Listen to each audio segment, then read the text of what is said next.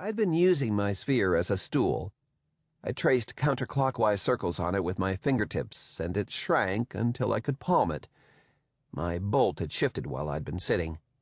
I pulled it up and yanked the pleats straight as I careered around tables, chairs, globes, and slow-moving fras. I passed under a stone arch into the scriptorium. The place smelled richly of ink. Maybe it was because an ancient Fraa and his two fids were copying out books there. But I wondered how long it would take to stop smelling that way if no one ever used it at all. A lot of ink had been spent there, and the wet smell of it must be deep into everything. At the other end, a smaller doorway led to the old library, which was one of the original buildings that stood right on the cloister. Its stone floor, 2,300 years older than that of the new library, was so smooth under the soles of my feet that I could scarcely feel it. I could have found my way with my eyes closed by letting my feet read the memory worn into it by those gone before. The cloister was a roofed gallery around the perimeter of a rectangular garden. On the inner side, nothing separated it from the weather except the row of columns that held up its roof. On the outer side, it was bounded by a wall, openings in which gave way to buildings such as the old library, the refectory, and various chalk halls. Every object I passed, the carven bookcase ends, the stones locked together to make the floor, the frames of the windows, the forged hinges of the doors and the handmade nails that fastened them to the wood, the capitals of the columns that surrounded the cloister, the paths and beds of the garden itself, every one had been made in a particular form by a clever person a long time ago. Some of them, such as the doors of the old library, had consumed the whole lifetimes of those who had wrought them. Others looked as though they had been tossed off in an idle afternoon, but with such upsight that they had been cherished for hundreds or thousands of years. Some were founded on pure simple geometry.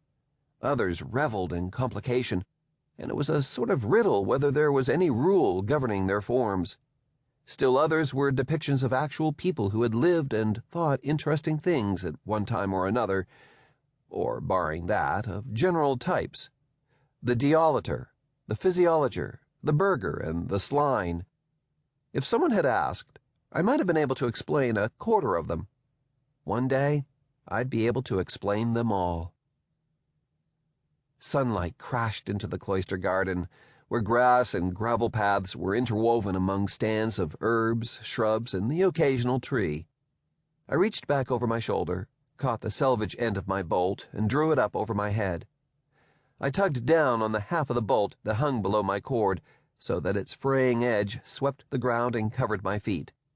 I thrust my hands together in the folds at my waist, just above the cord, and stepped out onto the grass. This was pale green and prickly, as the weather had been hot. As I came out into the open, I looked to the south dial of the clock. 10 minutes to go.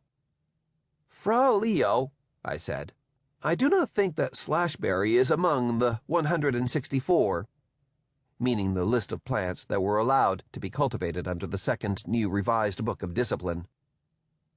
Leo was stockier than I. When younger, he had been chubby, but now he was just solid. On a patch of disturbed earth in the shade of an apple tree, he was squatting, hypnotized by the dirt. He had wrapped the selvage end of his bolt around his waist and between his thighs in the basic modesty knot. The remainder he had rolled up into a tight cylinder, which he had tied at each end with his cord and then slung diagonally on his back like a bedroll. He had invented this wrap. No one else had followed his lead. I had to admit that it looked comfortable, if stupid, on a warm day. His bottom was 10 inches off the ground. He had made his sphere about the size of his head and was balancing on it. "Fra Leo," I said again.